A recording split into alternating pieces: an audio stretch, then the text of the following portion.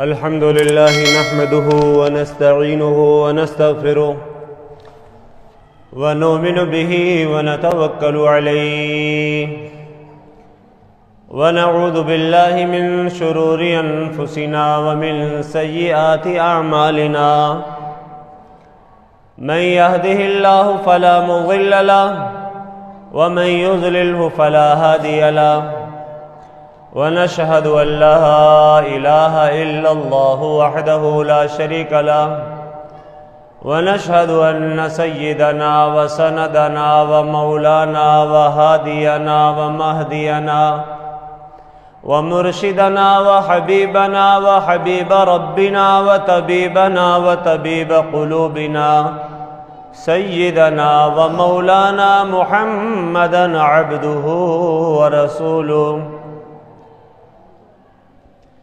أما بعد فأعوذ بالله من الشيطان الرجيم. بسم الله الرحمن الرحيم.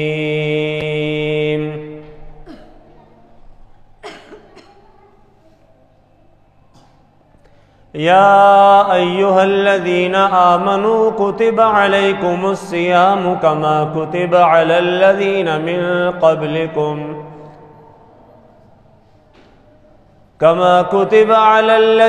من قبلكم لعلكم تتقون.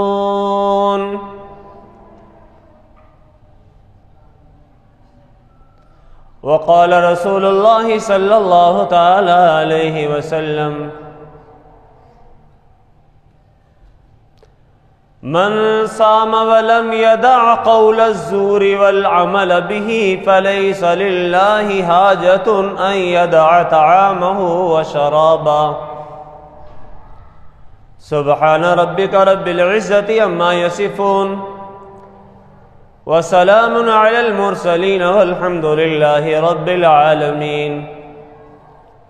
مولاي صل وسلم دائما أبدا على حبيبك خير الخلق كلهم.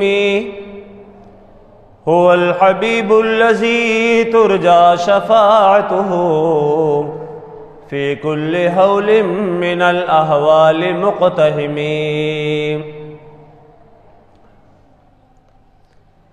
حضرات محترم، مکرم حاضرین، معظم سامعین، عزیز طلباء، ٹھیک 3 دن کے بعد انشاءاللہ رمضان المبارک کا بابرکت مہینہ آ رہا ہے، اور رمضان کے بابرکت اور مبارک مہینے کا استقبال ہماری دینی، ایمانی، شرعی غیرت کا تقاضا بھی ہے، ہم پر فرض بھی ہے، اللہ کا قرض بھی ہے. کوئی عزت و احترام والا مہمان جب آتا ہے تو اس کے استقبال کی تیاریاں ہو رہی ہوتی ہیں. جی، لوگ ڈسٹنگ کر رہے ہوتے ہیں جی، اور وائٹ واش کرنے کی فکر ہوتی ہے. آنے والے مہمان کے استقبال میں پھولوں اور پتیوں کو نچھاور کیا جاتا ہے،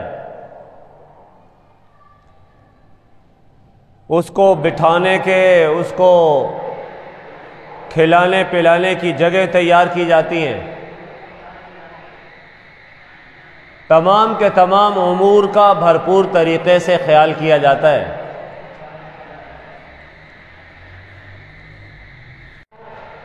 اس میں روا نہیں سمجھا جاتا. تو جیسے دنیا میں کوئی معظم مہمان آتا ہے، اس کے لیے بھرپور طریقے سے تیاریاں ہوتی ہیں، ایسے ہی اللہ کی طرف سے ایک مہمان آ رہا ہے. اس مہمان کو رمضان کہتے ہیں. رمضان رمز سے ہے. رمز کا معنی ہوتا ہے جلا دینا. جی رمضان بھی انسان کے گناہوں کو جلا کے خاکستر کر دیتا ہے، اس لیے رمضان کو رمضان کہتے ہیں۔ رمضان میں اللہ کریم اپنے بندوں کی طرف متوجہ ہوتے ہیں، اپنے بندوں سے تقاضا کرتے ہیں کہ میرے بندوں مجھے راضی کرنے کے اعمال اختیار کرو۔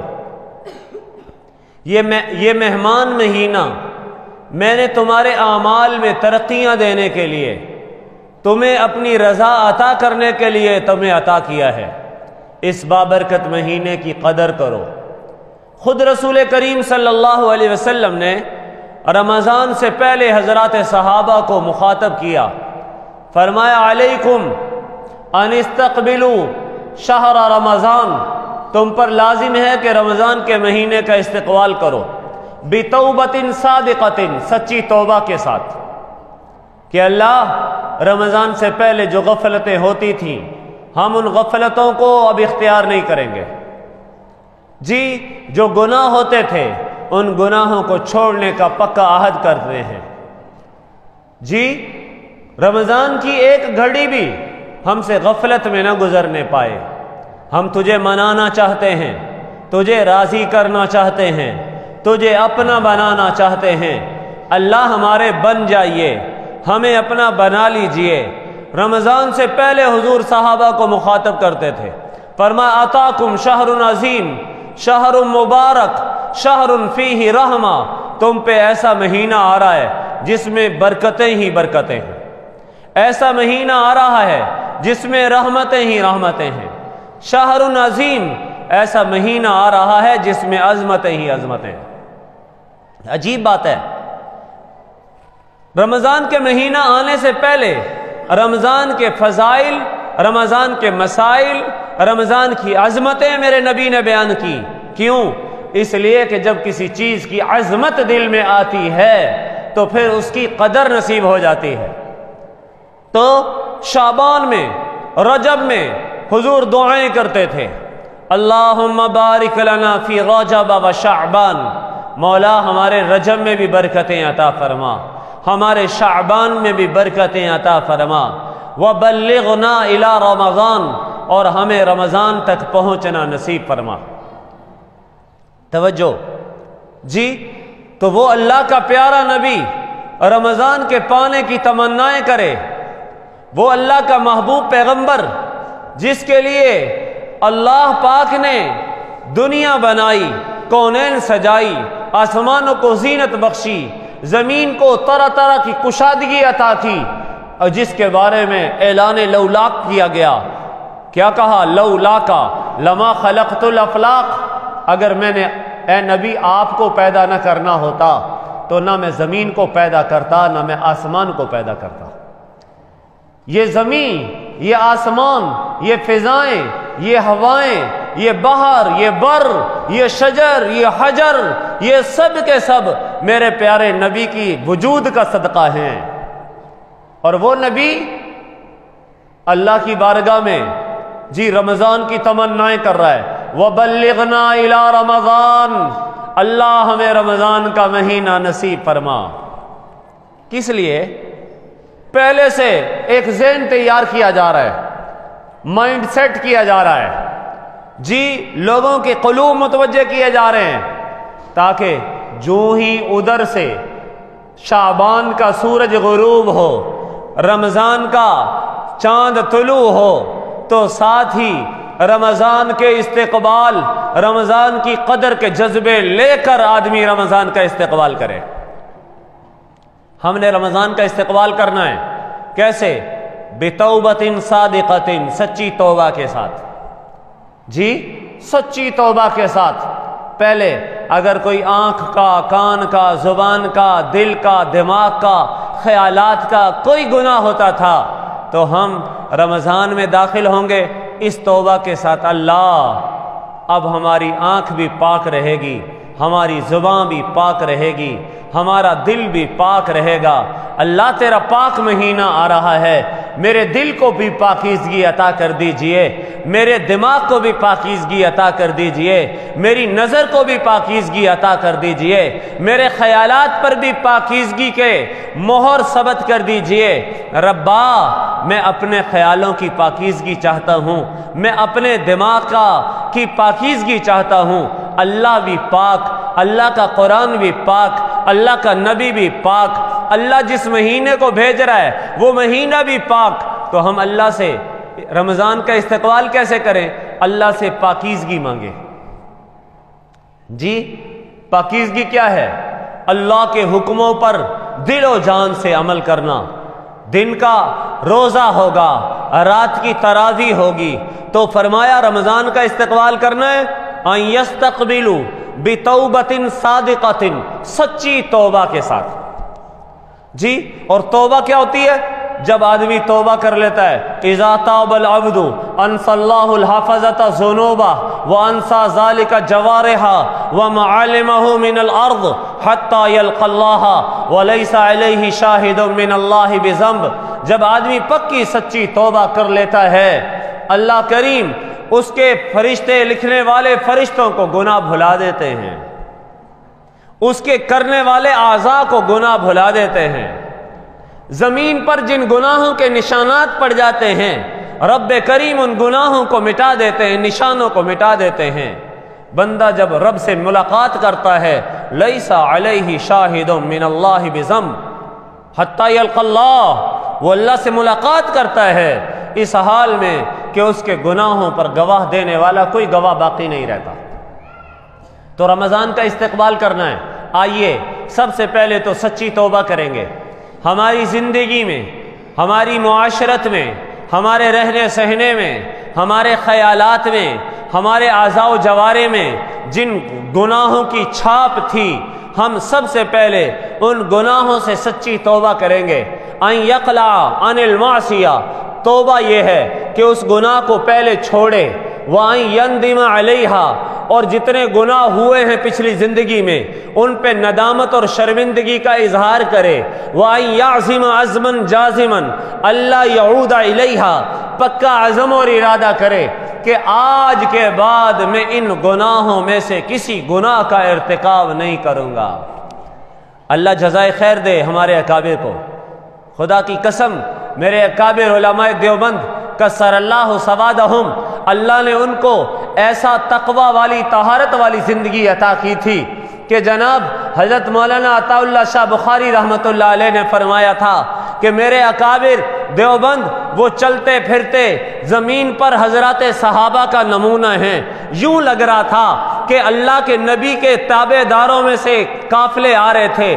ایک صحابہ کا قافلہ تھا، صحابہ کا قافلہ آگے نکل گیا، اور پھر صحابہ کے پیروکاروں کا قافلہ تھا۔ من و ان صحابہ کی زندگی کو فالو کرنے والے، حضور اور پیارے نبی کے صحابہ کے طریقے پر چلنے والے اگر کسی نے اس دھرتی پر قریب کے زمانے میں دیکھنے ہیں تو آئے وہ قاسم نانوتوی کو دیکھے، وہ حجت الاسلام مولانا رشید احمد گنگوہی کو دیکھے، وہ حضرت مولانا اشرف علی تھانوی کو دیکھے، وہ جناب حضرت مولانا حاجی امداد اللہ مہاجر مکی کو دیکھے، وہ شیخ الہند مولانا محمود حسن دیوبندی کو دیکھے۔ خدا کی قسم، علامہ انور شاہ کشمیری کے چہرے کو دیکھنے والے بہت سارے کافر مسلمان ہو گئے۔ کسی نے کہا تم تو بڑے پکے ہندو تھے، تم کیسے مسلمان ہو گئے؟ انہوں نے کہا میں نے چہرہ دیکھا ہے، واللہ رأیت ھذا الوجہ وھذا الوجہ لیس بوجہ کذاب، میں نے ایسا چہرہ دیکھا ہے جو کسی جھوٹے کا چہرہ نہیں ہو سکتا۔ اگر انور شاہ محدث دہلوی، حضرت محدث کبیر، محدث جلیل انور شاہ کشمیری مسلمان ہے تو میں اس کے چہرے کو دیکھ کر اسلام کی حقانیت کا یقین کر چکا ہوں، کیونکہ یہ کسی جھوٹے کا چہرہ ہو ہی نہیں سکتا۔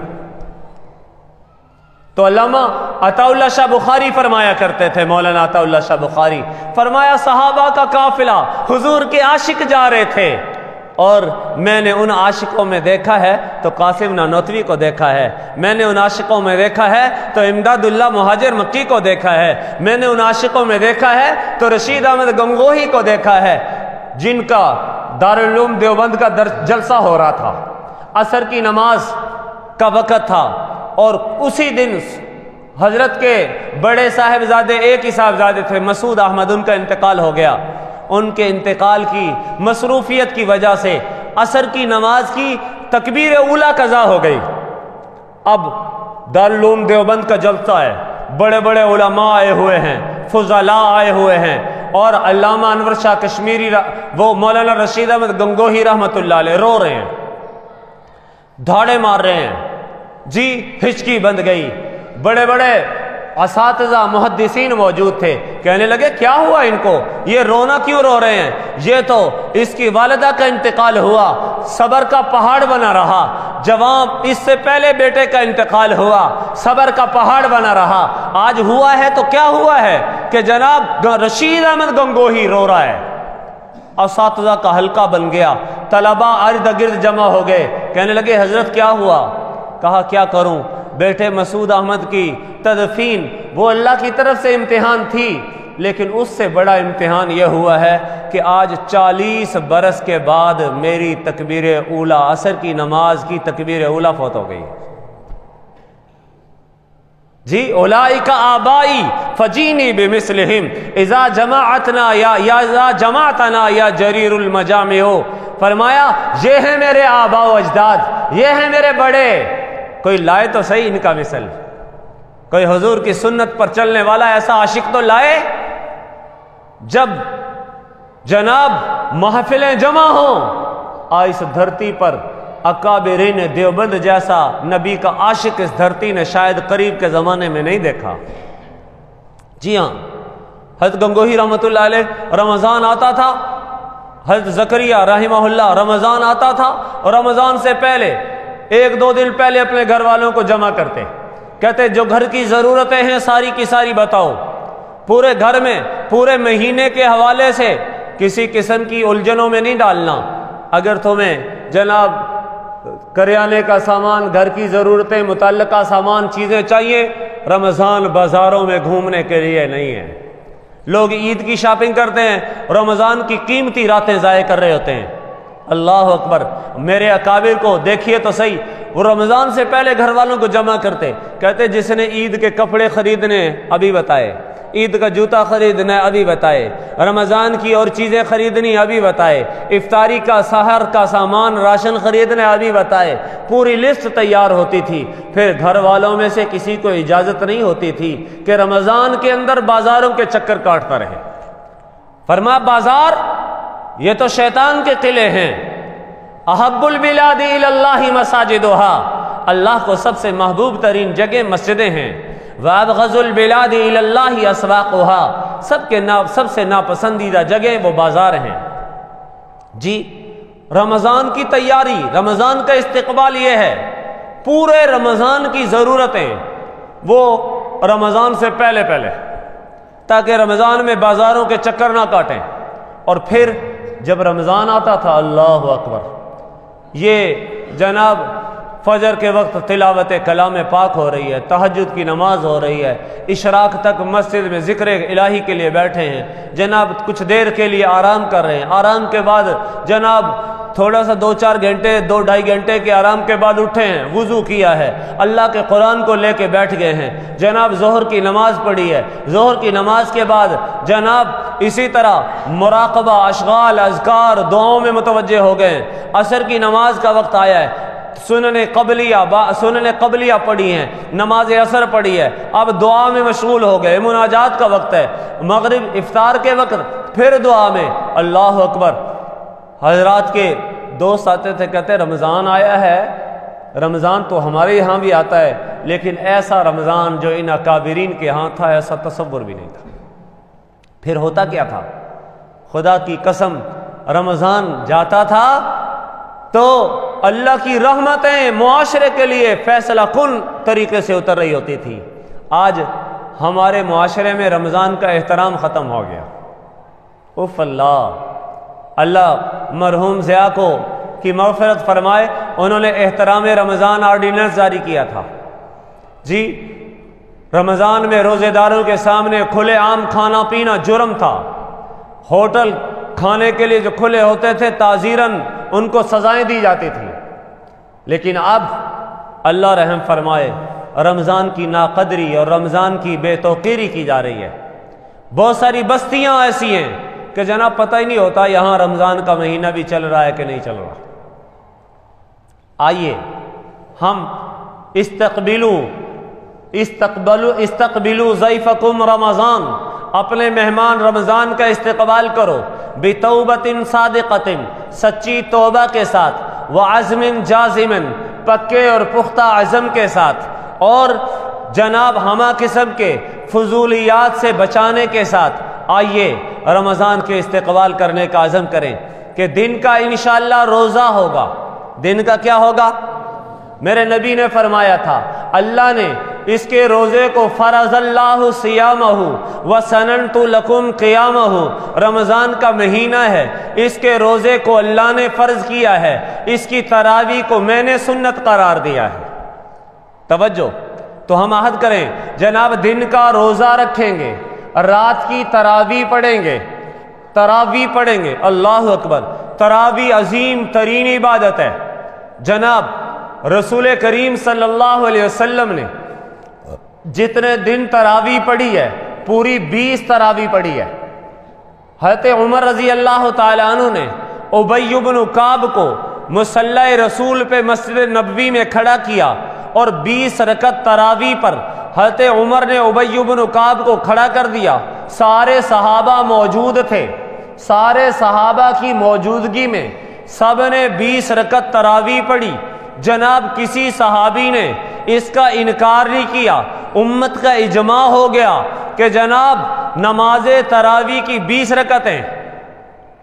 توجہ، اس لیے رمضان میں تراویح بھی سنتیں 20 رکعتیں، اور ان میں پورا قرآن سننا بھی سنت ہے۔ توجہ ہے، تو ایک ارادہ کریں انشاءاللہ رمضان کے روزے بھی پورے کے پورے رکھیں گے، رمضان کی تراویح بھی پوری کی پوری پڑھیں گے۔ اور پوری تراویح کتنی ہے؟ 20۔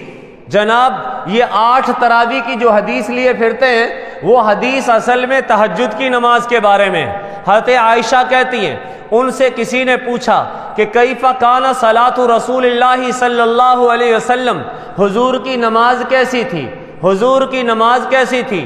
تو حضرت عائشہ نے فرمایا کہ حضور لا تسأل عن حسنہن و طولہن، حضور رمضان اور غیر رمضان میں 8 رکعتیں پڑھتے تھے جی، یصلی 4، پہلے 4 رکعتیں پڑھتے تھے جی، پہلے 4 رکعتیں پڑھتے تھے۔ لا تسأل عن حسنہن و طولہن، ان کے حسن اور ان کی لمبائی کے بارے میں نہ پوچھ، بڑی لمبی ہوتی تھی، بڑی حسین ہوتی تھی۔ ثم یصلی 4، پھر 4 رکعتیں پڑھتے تھے۔ لا تسأل عن حسنہن و طولہن، ان کے حسن اور لمبائی کے بارے میں نہ پوچھ، بڑی حسین ہوتی تھی، بڑی طویل ہوتی تھی۔ ثم یصلی 3، پھر 3 وتر پڑھتے تھے۔ ذرا توجہ کیجئے گا، حضرت عائشہ کی اس حدیث میں جناب توجہ، پہلی بات پوچھا کہ حضور کی نماز کیسی ہوتی تھی، حضرت عائشہ نے فرمایا رمضان اور غیر رمضان میں حضور 8 رکعتیں پڑھتے تھے۔ ذرا توجہ کیجئے، تراویح صرف رمضان میں پڑھی جاتی ہے کہ غیر رمضان میں بھی پڑھی جاتی ہے؟ جی، تراویح صرف رمضان میں پڑھی جاتی ہے، غیر رمضان میں نہیں۔ حضرت عائشہ کی حدیث میں ہے کہ غیر رمضان میں بھی، رمضان کے علاوہ بھی 8 رکعتیں پڑھتے تھے۔ تو معلوم ہوا جب بات تراویح کی ہے تو تراویح تو صرف رمضان میں نہیں غیر رمضان میں پڑھی جاتی ہے، غیر رمضان میں نہیں۔ تو اب ظاہر ہے غیر رمضان میں کیا چیز پڑھی جاتی ہے؟ وہ تہجد کی نماز ہے جی۔ اور اگلی بات فرمایا پھر ان کے ساتھ 3 وتر پڑھتے تھے۔ ذرا توجہ کیجئے، اور وتر حضور کی پوری زندگی کی عادت تھی کہ میرے نبی وتر تہجد کی نماز کے ساتھ پڑھتے تھے۔ کب پڑھتے تھے؟ حدیث میں امام مسلم نے اپنی جامع میں، امام ترمذی نے شرح شمائل کے اندر یہ بات واضح لکھی ہے، حضور کی عادات میں سے یہ تھا کہ وتر کی نماز حضور تہجد کے ساتھ پڑھتے تھے۔ تو اس لیے وہ دوست جن بیچاروں کو 8 رکعت سے دھوکہ ہو گیا ہے، وہ 8 رکعتیں تہجد کی بات ہو رہی ہے جی۔ اور جس قیام رمضان کی بات تراویح کی بات ہے، وہ تراویح جناب حضور علیہ الصلوۃ والسلام نے جتنے دن پڑھی ہے 20 رکعتیں پڑھی. حضرت عمر نے سارے صحابہ کو 20 رکعتوں پہ جمع کیا. تو ایک عزم کریں، انشاءاللہ دن کا روزہ رکھیں گے، رات کی تراویح پڑھیں گے اور اس میں انشاءاللہ پوری 20 پڑھیں گے. کتنی پڑھیں گے؟ پوری 20. اور پورے کا پورا قرآن انشاءاللہ تراویح میں سنیں گے. جی قرآن پورا سننا تراویح میں سنت ہے. ٹھیک ہو گیا. اور اسی طرح 5 فرض نمازیں انشاءاللہ جماعت کے ساتھ ادا کریں گے. جی میں آپ کو نسخہ دے رہا ہوں، یقین جانو یہ آسان کام ہے. اس طرح کوئی اپنا رمضان گزار لینا، میں گارنٹی سے کہتا ہوں انشاءاللہ یہ رمضان اس کی زندگی میں انقلاب کا ذریعہ بن جائے گا. جی تو کیا ہے، مرد حضرات 5 نمازیں جماعت کے ساتھ پڑھیں گے. جبکہ عورت کے لیے حکم کیا ہے؟ عورت اپنے گھر کے انتہائی پردے والی جگہ میں وہ اپنی نماز وقت پر پڑھے، اول وقت میں پڑھے.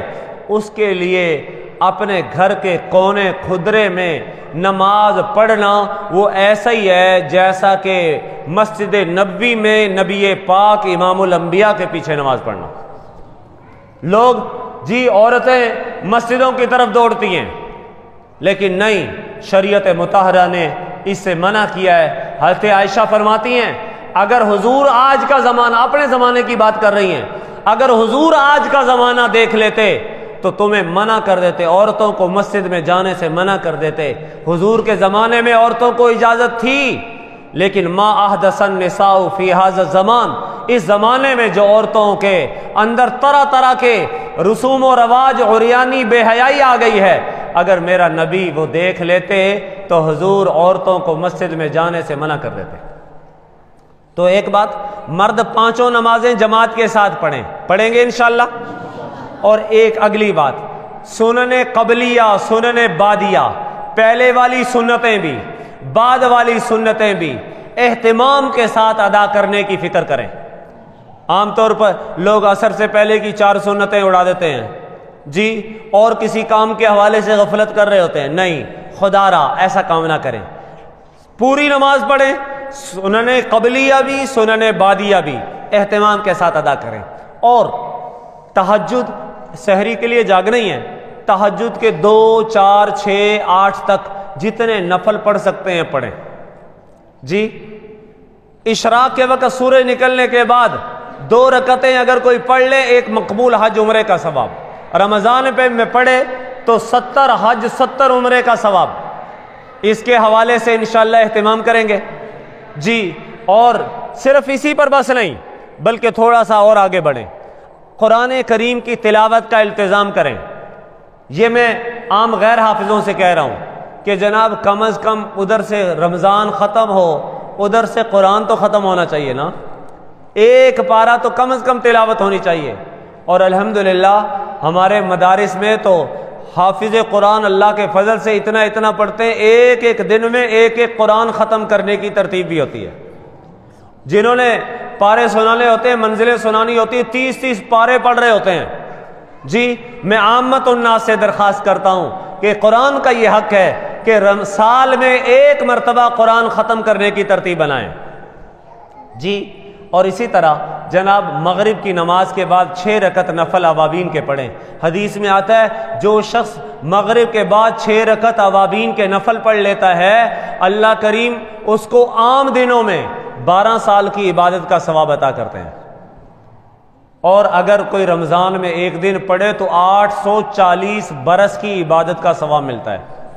6 نفل پڑھنے ہیں اور اتنی اللہ کی طرف سے انعامات مل رہے ہیں.